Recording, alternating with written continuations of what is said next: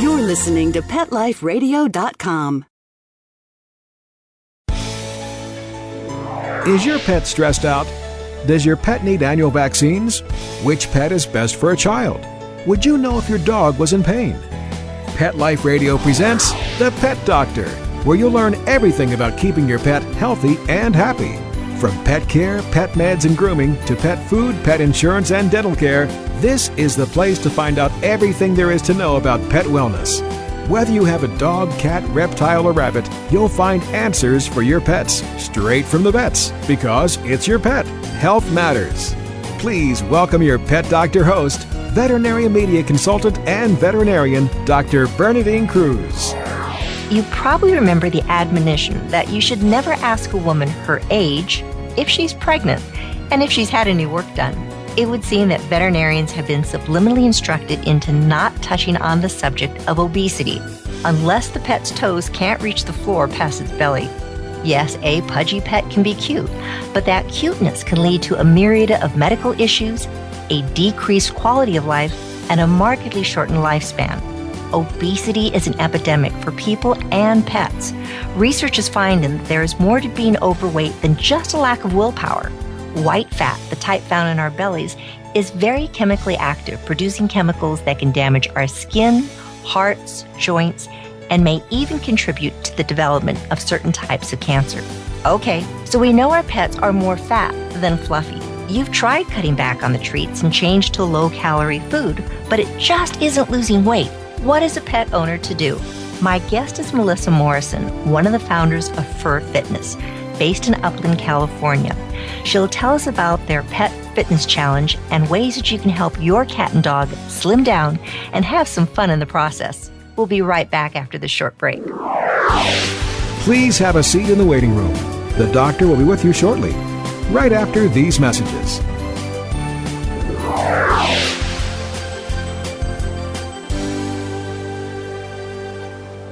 Buster, you're telling me my dog food products can't go on your shelves? That's right. Didn't pass one of my Petco certified nutrition checklists. Sorry, Wayne. Who made these checklists? Geniuses. Very smart guys. Well, it's good enough for most grocery stores. Do you see cheese puffs on my shelves? Mayonnaise? Soda pop? No. That's because I ain't running no grocery store, Wayne. Your pets will get better nutrition. I guarantee it. Petco, where the healthy pets go. Enter the code Dr10, DOCTOR, the number 10, and get 10% off any order. No minimum at petco.com.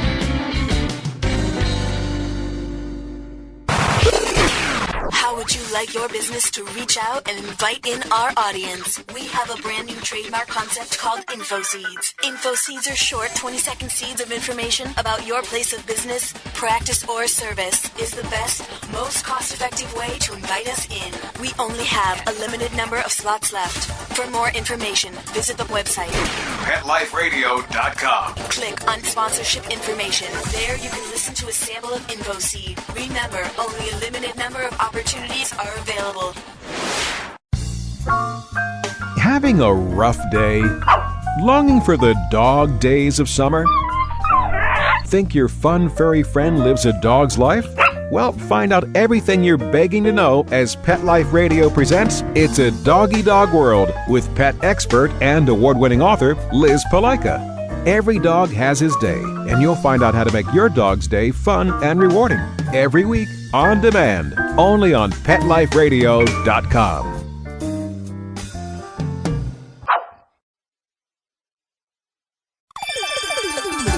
Let's Talk Pets on PetLifeRadio.com. Welcome back to The Pet Doctor on Pet Life Radio with Dr. Bernadine Cruz. The doctor is in, and we'll see you now. Melissa, thank you so much for being with us. This is definitely a weighty problem. Thank you for having us today. So, Melissa, tell us a little bit about Fur Fitness. What is this organization, this group that you founded? Well, Fur Fitness is both a for-profit and non-profit. The Fur Fitness Foundation nonprofit helps educate about pet obesity for providing information, events, workshops, seminars, all with the goal of conquering pet obesity. And Fur Fitness, our for-profit entity, is the implementation side of our pet health fitness program, which is provided by our team of pet fitness trainers to help pet owners with exercising and nutrition for their pet. And that's so important. We know that just you and I, you sit on your bum all day and you're in front of the computer and you're tired when you come home, and the thought of exercising yourself or taking your pet for a walk, your dog for a walk, is so far down the list of things you want to do. So is this the main thing you do? You're a dog walking service, or what else do you do? We're more than a dog walking service, actually. We provide a customized fitness and nutrition program for pet owners. We work with the veterinarian and the pet owner to help pets lose weight and reclaim their health and vitality. Why do you think this problem is so widespread in people and pets? I don't think it's just computers. No, I would say it's widespread because humans today, pet owners today, are working so many more long hours, so much to do, taking children back and forth to school, to practices. And I think that our four-legged family members sometimes get left behind. And then we begin to feed them. We give them extra treats throughout the day. We give them that extra scoop of food at the end of the night. Meanwhile, they didn't get out for a walk today. They didn't get played with today. I know it's one of the things that I'll do too. I have to admit, I have a kitty cookie jar that has cat snacks in it. And I think it's cute because now one of my cats, only one seems to like treats. I go in the kitchen and almost immediately, poof, here is Zim, and she wants her little treat, and she'll chat and talk, and she knows her word snack. But I try and keep it down to a minimum. Okay, here's like a little kitty snack. She doesn't know that there's a whole canister full of them. So many people don't realize, okay, you just give them, how about one little cookie for a dog, a 20-pound dog. And that's equal to like you and I having a hamburger or even a 2-ounce chocolate bar. So it adds up after a while. Why do you think it is, Melissa, that we don't see the problem? We don't see that our pets are overweight? Well, I think you bring up a really great point. I don't think we see it. I don't think we notice that our pets look overweight. I think we just begin to see them as part of the family. They're just another body there at home. And we're not set up to notice the extra fat they're carrying around. When the dog begins to just lay around all day, we make up the excuse, he's tired. But really, he's not tired. He's carrying around extra weight that's not allowing him to get up and want to play or want to exercise. I'll agree with you. I see so many clients coming in going, oh yeah, the pet is just getting old, Doc. It seems like it's happened overnight. It's panting all the time, and I turn the air conditioner up so the pet's cool. And I wait till it's, later on in the afternoon and want to go out for a walk, and we maybe get a half a block, and then, it just doesn't want to go anywhere. It must be having, some type of real nasty medical problem. And I look going, it is. Last time I saw this dog, maybe it was 20 pounds, and now it's 31. It's like, maybe that has something to do with it. I know veterinarians have a feel for how overweight our pet population is.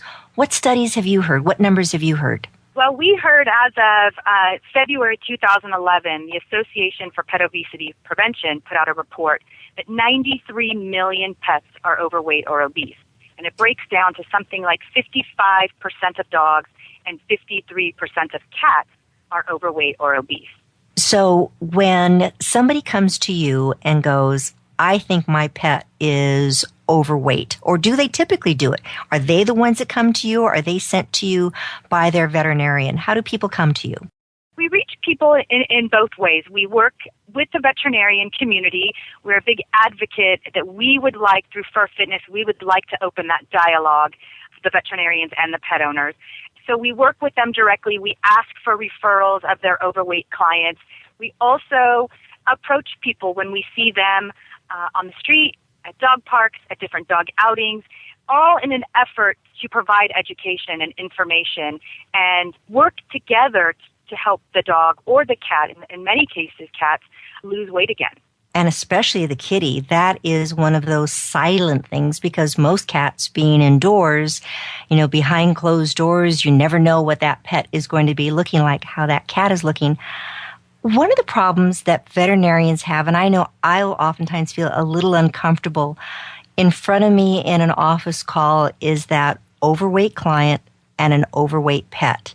And myself, I'm getting a little bit better now. I just try and focus on the fact that, okay, my concern is the pet. If you're overweight, this is your concern. Maybe if I help your pet, you'll catch on also. But you say you go up to people like in the dog park and say, oh, excuse me, your dog is fat. How do you do that? Right. Well, that's exactly why we created For Fitness and why we're so effective. We come from the pet parent point of view. We're just like them. We've been in their shoes. I personally have been in their shoes. So I think sometimes they respond differently. We will say, has your veterinarian mentioned that your pet is overweight? The response is different. Sometimes it's yes, sometimes it's no. Sometimes when it's yes, they will say, yes, but she just likes to eat. And so then we start a dialogue about, well, what are they eating? How much are you serving them? And we pull out our materials and our fun facts of educating them. They should be feeding a cup, but they're really feeding a cup and a half. We educate them why it's so important just to follow that cup formula. So we think from our point of view that we are not the white coat of authority, if you will. We are pet parents. We've come from where they are today. I had an overweight dog. I had a dog with all kinds of skin allergies and ear infections. And so I'm able, through my stories, through my partner's stories, through the trainers that work for us, we all have our own stories. And so we're able to approach them in a less authoritarian way, but always referring back to, let's work together with your veterinarian. Let's make sure there isn't an underlying medical condition that could be aiding in this excess weight. Well, we're speaking right now with Melissa Morrison of For Fitness. And Melissa, thank you for being so honest, for saying, yes, I've had a fat dog too. I've had a fat cat. I've had a fat dog. And my practice is close to where I live. So when I had my little fluffy Chihuahua Pomeranian mix, and I would walk around and I would see clients and they would look at me going, wait, excuse me, you told me that my dog was overweight. What about Juanita? She's fat. Going, she's fluffy. So do what I say, don't do what I do.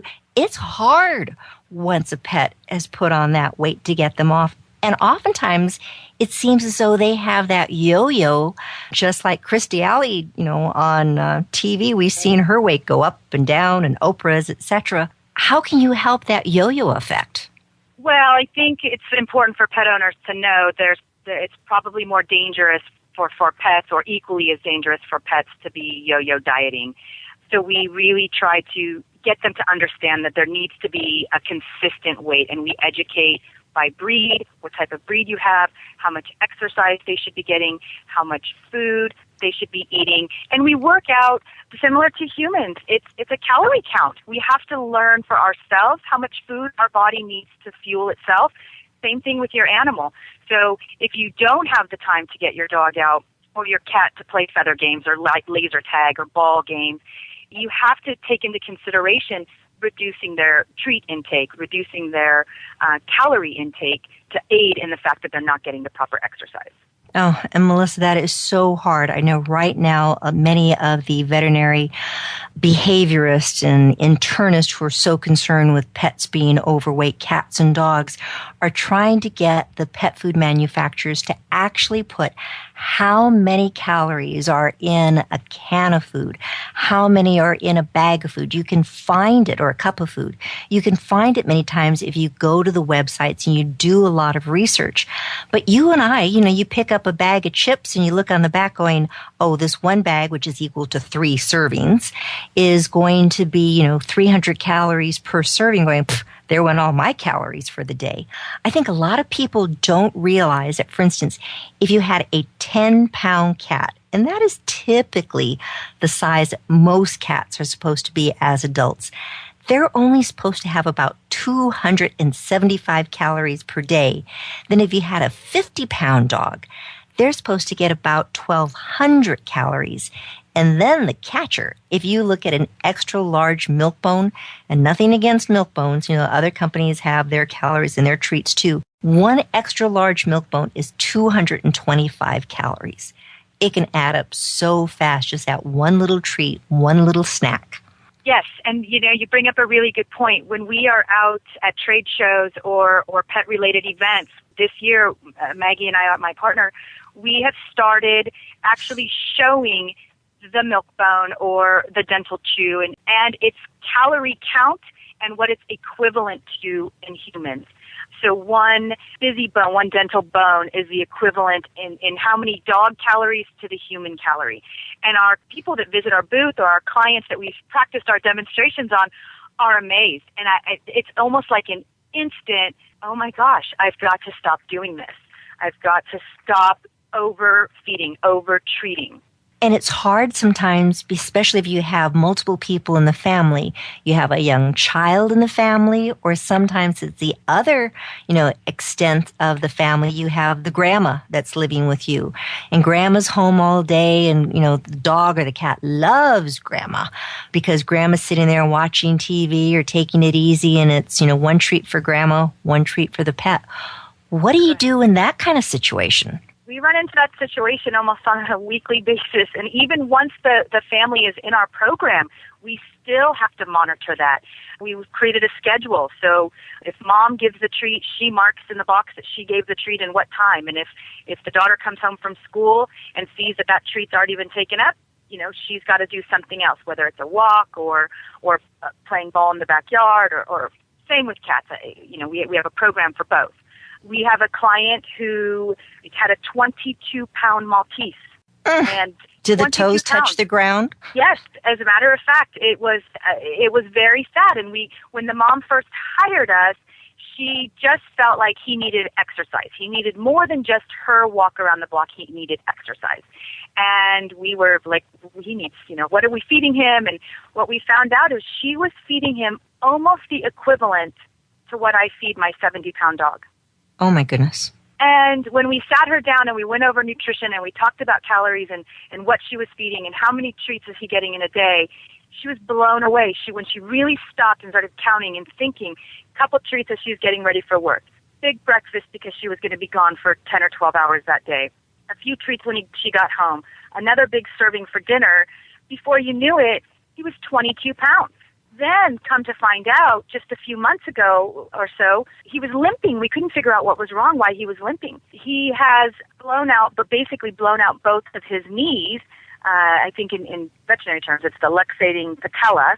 And the veterinarian, although it's common in small breed, it's been aggravated by the weight. And boy, oh boy, I can tell you right now, mom got into the program immediately. How many calories should he be eating a day? How many treats can I give him? She's a real treater. That's her guilty pleasure, if you will. And so we put together a comprehensive nutrition plan that outlined for her exactly what he should be eating. And, of course, got the veterinarian, Jack's personal veterinarian's buy-off on it and how much exercise he should be getting. And we're happy to say he's at 14.2 pounds today. Fantastic. Over what period of time? We are just about 6 months in. And that is wonderful because it sounds like it's a slow, steady weight loss. And that's so important for dogs, but it's extremely important for cats. Cats are very interesting. I'm sure you're aware of this, Melissa, that cats have a very unique metabolism. They are not little dogs, and dogs are not little people, but dogs and people are a little bit more closely related metabolically. But if you have especially a chubby cat and you go, okay, that's it. I am putting this cat on a super strict diet. I'm going to cut it way back, or I'm going to give it a food, and if it doesn't like it, damn the torpedoes, it's going to eat it eventually, or it'll starve. It won't starve to death.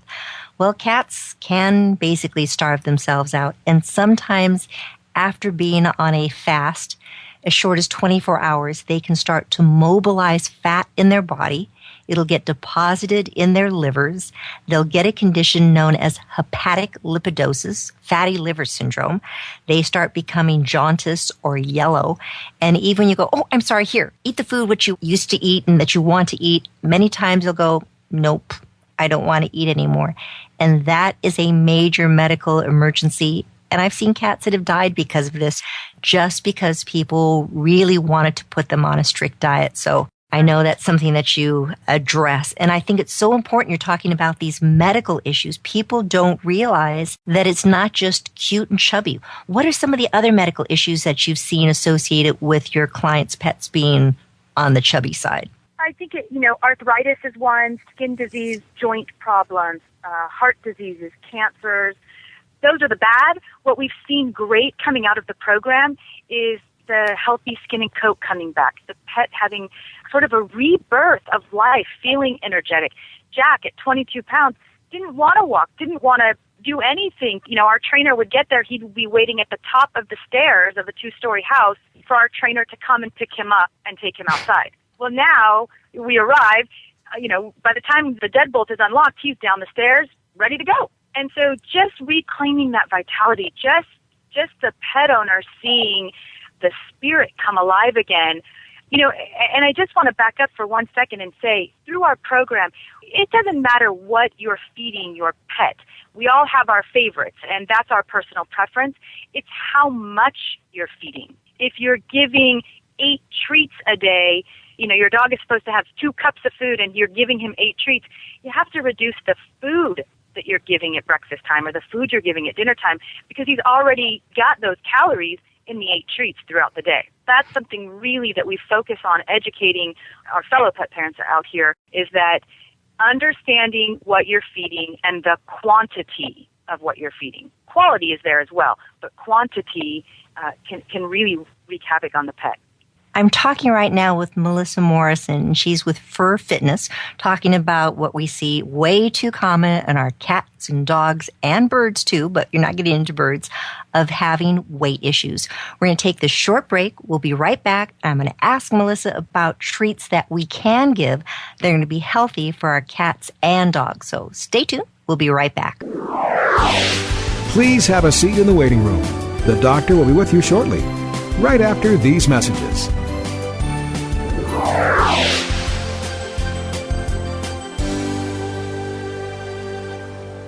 Love your pets but wish their medications were a lot less expensive? They are at 1-800-PET-MEDS. You'll not only save on flea and heartworm medications, but on prescriptions for arthritis, incontinence, thyroid, and more. And you get fast service, free shipping, and a 100% satisfaction guarantee. Plus, our licensed pharmacists ensure accuracy, monitor drug interaction, and more. See why over 5 million people have trusted their pet's health to 1-800-PET-MEDS, America's largest pet pharmacy. Call now or order online. Go to petmeds.com/doctor, DOCTOR, to get 10% off any order and free shipping on orders of $39 or more at petmeds.com. How would you like your business to reach out and invite in our audience? We have a brand new trademark concept called InfoSeeds. InfoSeeds are short 20-second seeds of information about your place of business, practice, or service. We only have a limited number of slots left. For more information, visit PetLifeRadio.com. Click on sponsorship information. There you can listen to a sample of InfoSeed or email us at PetLifeRadio.com. Remember, only a limited number of opportunities are available. Hi everybody, I'm Megan Blake here with my sidekick Super Smiley, the giant mutt and spokes dog for throwaways. You're listening to Pet Life Radio, and I'd like to tell you about our brand new show, A Super Smiley Adventure. Our show explores adventures with animals. They can be traveling, out in the world trips, or inner journeys where our animals lead us to inspiration and self-discovery, or just plain fun adventures. Join us here on Pet Life Radio on A Super Smiley Adventure. Good boy. Let's talk pets. Let's talk pets On Pet Life Radio. Pet Life Radio. PetLifeRadio.com. Welcome back to the Pet Doctor on Pet Life Radio with Dr. Bernadine Cruz. The doctor is in, and we'll see you now. Okay, Melissa, we know we're supposed to cut back. We know we're supposed to monitor how much the pet is eating. But giving treats is giving love. And sometimes you just want to give something. So what are some of your suggestions for healthy treats that you can give a cat or a dog? Well, I will just say I am guilty of giving treats to my own 4 dogs. Mom comes home with all these other scents, and my dogs smell it and say, "Where have you been? Who is that? What's going on?" And so I reach in the refrigerator and they get some banana, or they get some strawberry, or they get a carrot, or they get some green beans. There's all sorts of healthy human treats that they can eat that aren't processed, that aren't loaded with sugars and salts, which are sort of making our pets even more excitable and hyper and having behavioral problems. So I say, and when I talk to my clients or out at trade shows, I talk to clients about buying a bag of baby carrots for 99 cents at the grocery store that will last you over a week versus buying a bag of processed treats that will last you a couple days. And the remarkable difference we're seeing, even in my own pets, now that we know the secret of giving them some healthier alternatives, it's amazing. And what do you give to kitties? Now, kitties can be really persnickety, and they're not going to eat the carrots. Yes, and I have a lot of pet clients that give a lot of the treats from the bag, and we say give things like, some canned salmon and some healthier options for kitties. We're real careful, especially with kitties and their metabolism and the way they process. We work closely with the veterinarian to be sure that we're not going to set anything off. It seems like just in our experience and in our learnings, dogs can handle some variety a little bit differently than cats will handle. And I'm glad that you're bringing up, seeing your veterinarian, because there can be some other underlying medical conditions that can cause a pet to be overweight. Number one, I am a strong proponent of castration and spaying our pets. We know in the long run it is better for their health, and the overpet population problem is just rampant. But as soon as, and this is what a lot of people don't realize, when they look at a bag of cat food or dog food and it says, a 10-pound dog is supposed to eat 2 cups of food a day. Well, that is a 10-pound intact active animal. But as soon as that pet is neutered, it decreases their metabolism by about a third. So it's kind of like that woman, as soon as she goes through menopause, you just kind of look at food and poof, you puff up. Some animals can have underactive thyroids. There can be other liver problems, diabetics. All of these things can be predisposing, can exacerbate a pet putting on weight. So it's a great idea. We always see it for ourselves when you pick up any diet book. Before you start a diet, see your MD to make sure that you're physically capable of going on this diet. So yes, it is important that that pet be seen. It should be seen anyway, at least once a year. Twice a year is even better, cat or dog, for just a good wellness examination. When you're seeing these pets, what other medical issues? You're saying arthritis, and that pet probably blew out its cruciate ligament. That is very common in these little pets. So it's kind of like a football injury. What other medical issues? You're saying ear problems, skin problems. What else have you seen improve? Improve. We've seen, like I mentioned earlier, spirits improving. We have seen just overall joints. Dogs were very stiff.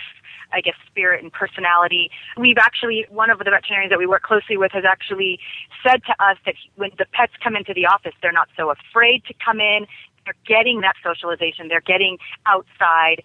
We joke, internally, and it's probably not the truth, but we say, they're not embarrassed of their weight anymore. So we're just, I think the big thing that we see a lot of is the spirit change, and not so many ear infections, not so many hot spots. Hot spots was another big thing that we saw a lot of last summer, and we were chalking that up to they're bored. There's no outlet for them. There's nothing to do.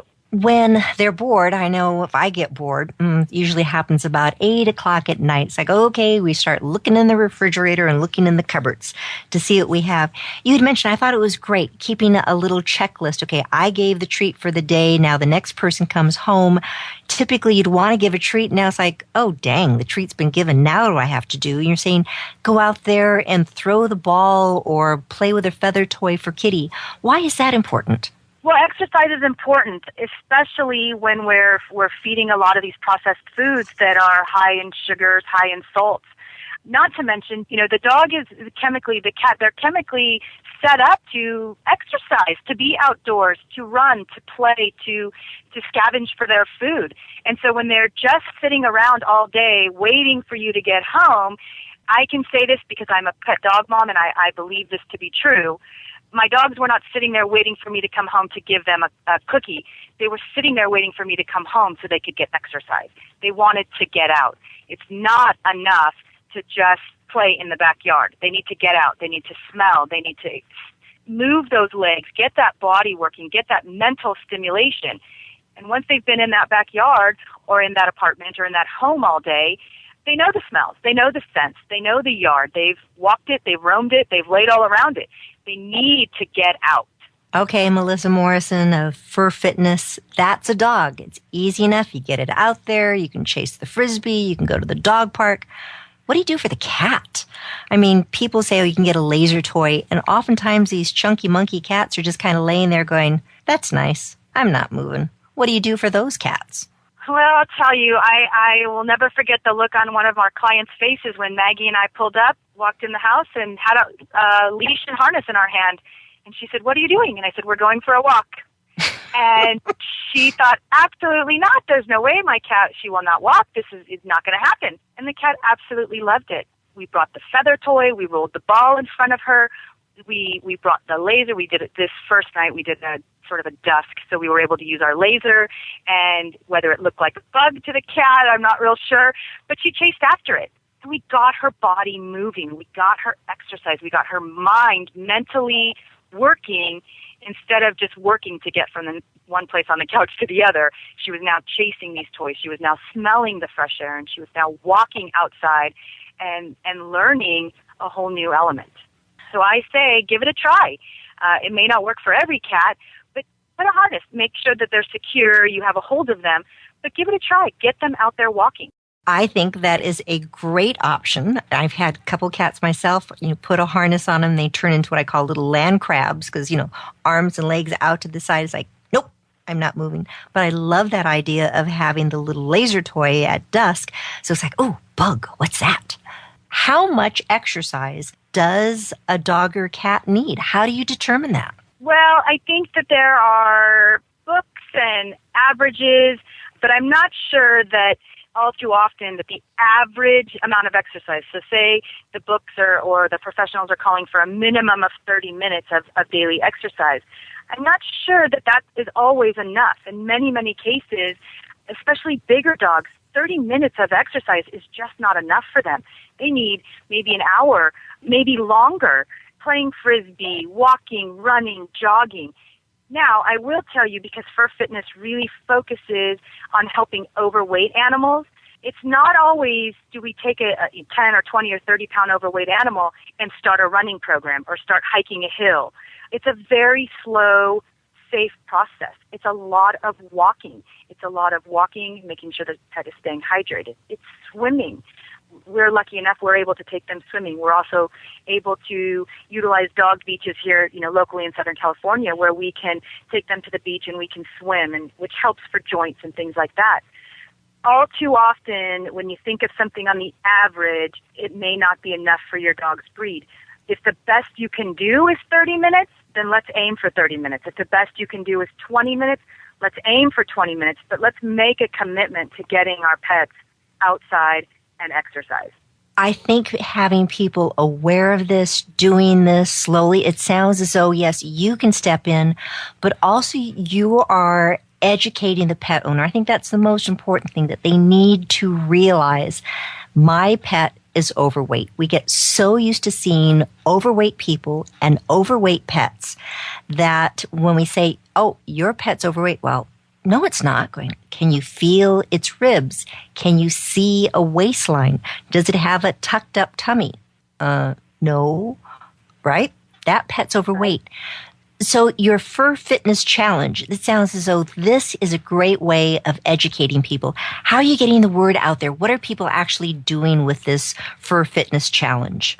Well, our challenge is something that we created, and not to emphasize the word challenge, but rather it was meant to be a commitment to a lifestyle change, to help inspire pet owners to help their pets lose weight, and in many cases, Fur Fitness has inspired our clients to lose weight. We've got quite a few different clients on their own weight loss journey now that they are seeing the success of their pet's weight loss journey. And we say, it's great to know that they've been inspired by that. But our Fur Fitness Challenge, it was created to raise awareness of pet obesity, to help pets lose weight, and to educate pet owners on proper exercise and nutrition.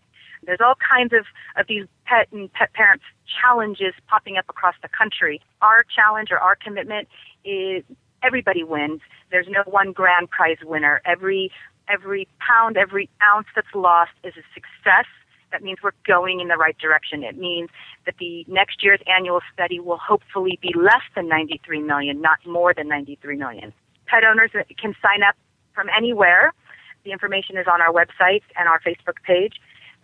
In October, we hold a Fur Fitness Challenge Pet Health and Fitness Expo, where we include healthy, premium pet foods and treat companies and do a home cooking demonstration. Just a way to celebrate the success of weight loss, to give the pet owner an opportunity to come and talk and learn more about food or health or fitness for their pets from industry-leading experts. And again, everyone's a winner. It's just making that commitment to change your life with your pet. It sounds as though it is definitely a win-win situation. It's marvelous when the whole family benefits, because getting out there and exercising, the kids can be out there with that dog, even now with a cat on its little harness, getting out there and exercising, being cautious during the summer that it's not too hot, being cautious during the winter if you're in an area where they may get salt on their little paws, cleaning it off. So, we always need to be aware of what's going on around them. But Melissa Morrison, I think this is just a fantastic opportunity for people to educate themselves. What's the website where they can go to learn more about fur fitness? Furfitness.com. All one word? All one word. Well, Melissa, thank you so much for being with us. This is definitely a condition that I am very concerned with, because I see way too much of it in our pets, and I know that their quality of life, the longevity, how long they're going to be with us, is just never long enough. And when they're chubby, it cuts that lifespan short. So thank you so much for being with us. Please tune in again next week. We'll have more information on how to make you the best possible pet owner that you can be with healthy, happy pets. Thanks for listening. Tune in next week. Take care. Pets can be a wonderful addition to your life. Keeping them healthy and happy is important. Pet Life Radio presents The Pet Doctor with veterinary media consultant and veterinarian Dr. Bernadine Cruz. Whether you have a dog, cat, reptile, or rabbit, you'll find answers for your pets straight from the vets. The Pet Doctor, on demand every week, only on PetLifeRadio.com.